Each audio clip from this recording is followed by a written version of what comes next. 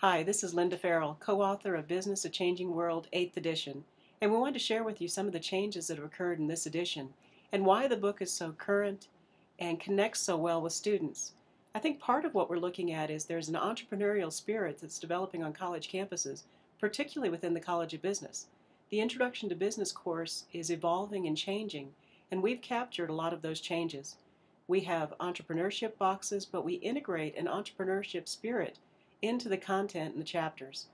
I think a unique part of our partnership has been the fact that our backgrounds and educations are very complementary. My PhD is in management, but my work experience is in advertising and marketing. O.C. Ferrell's PhD is in marketing, and he has some entrepreneurship experience in starting new business. Jeff Hirt, his expertise is in finance, consulting in finance, writing finance textbooks, and I think the three of us, as we came together and developed this course, have mastered an ability to understand how students are changing and how the course is changing. And I'd say one of the most important areas we're thinking about right now is the whole green area. Not just business ethics, which we've constantly integrated and made an important part of the course. And actually, it can be one of the key courses you can point to as you look at accreditation and where you have evidence of effective business ethics education. The Introduction to Business course does very well in that area, or can. But we've also thought a lot about how students are looking at green business, green marketing, stewardship and sustainability in organizations, what it means to their future in terms of careers, and also what it means in terms of business opportunities as they look at some entrepreneurial ventures. Another aspect of the book that we're very proud of is that we seem to have a good understanding of how the international component is affecting all aspects of businesses right now. I think any of us who go into the grocery store, are buying cotton clothing, watching the prices of commodities, are seeing prices shooting up very rapidly. Helping students understand the overall global economy, how it impacts business, and how it impacts their future careers has become a key part of the book and the course too. And one more comment back on the business ethics area. We've received a fairly large grant here at the University of New Mexico for business ethics education.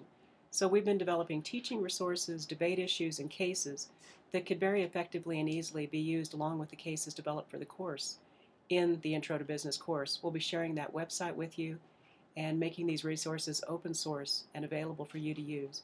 If you ever have any questions, feel free to contact us, and we'll share that contact information at the end of this video. I'd now like to introduce O.C. Ferrell, Bill Daniels Professor of Business Ethics and Professor of Marketing here at the University of New Mexico. He'll be telling you a little bit about the social media and some of the new chapters and material that are being developed for the book that are so key and critical in entrepreneurship topics and discussions of how companies are growing their business. Hey, thank you, Linda. And once again, I'd just like to remind you that this new edition, the 8th edition, has what I consider a very incredibly beautiful cover that's going to get everyone's attention. We see the clouds with the shape of the globe, and you know, our title, Business: A Changing World, we really are true to that title, as Linda pointed out, that we work very hard to get in global dimensions. But we also have worked very hard to be as cutting edge and up to date. The book is successful because it's easy to read, has great examples, and our author team just continues to say, what's going to be next? Can we beat the competition to that new topic? And we've done that this time in Chapter 13, Digital Marketing and Social Networking. Now this new chapter is a ground-up chapter that we wrote. We didn't have an outside person or a consultant write this for us because we wanted it integrated and to fit just a perfect, seamless fit with the rest of the book. And sometimes when you have, say, a consultant or a ghostwriter do extra chapters, it doesn't always fit. Now this new chapter is a marketing chapter. We've previously had 2 chapters in the marketing area, and now, of course, we have 3. But I think it might be good for you to know exactly what's in this chapter. We start off by looking at digital communication and how it works.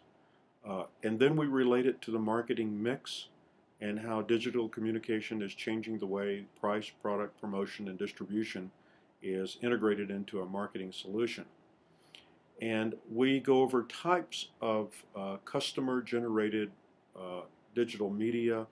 We look at blogs and video sharing and photo sharing and podcasting like we're doing right now. And then, of course, social networks. Uh, Now, here is the key thing.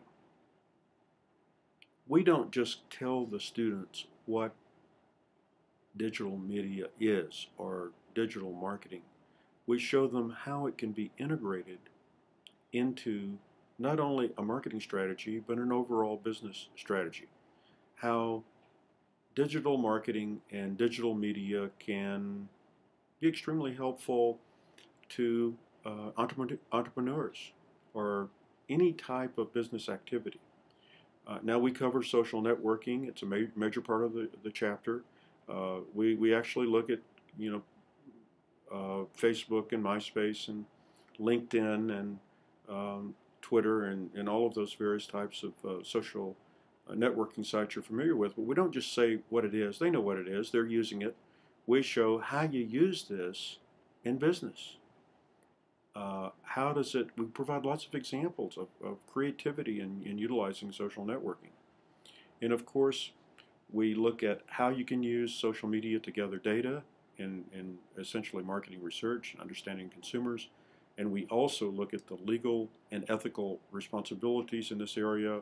We actually have topics in the chapter of privacy, online fraud, international property, identity theft. All of these things are covered in the chapter. So I think that we don't have opportunities like this very often. Opportunity to say, we have a cutting edge chapter that you need in your Introduction to Business course. You know your students know a lot about this. And if you look at the competition, they don't have these chapters or this chapter. When I say chapters, you know, we do integrate a lot of these concepts into all of the chapters in the book. But we have this one dedicated chapter. It's not just a few pages, it's not 10 pages, it's a complete chapter with all of the support components that go with it. I think it will be enough to trigger some adoptions, especially those people who are really concerned about this area. And I know that Linda mentioned the business ethics area. Both of us have a strong reputation in this area, and we have written a new guide for integrating and teaching business ethics and Introduction to Business course, and it's now available for instructors on the website. That was only put up there a few weeks ago. It's an update, and that's if you find an interest in that area. Just for example, I think the University of Colorado Boulder uses our book, and one of the reasons they use it is because our coverage of social responsibility and business ethics. So that can also be a selling feature. And finally, just contact us if you have any questions whatsoever about the book, but also if you're working on an adoption and need some insights on maybe the school or what might be used to help you in securing the adoption, let us know. We'll put all of this at the end. And remember, when you're out getting an adoption, don't take no for an answer.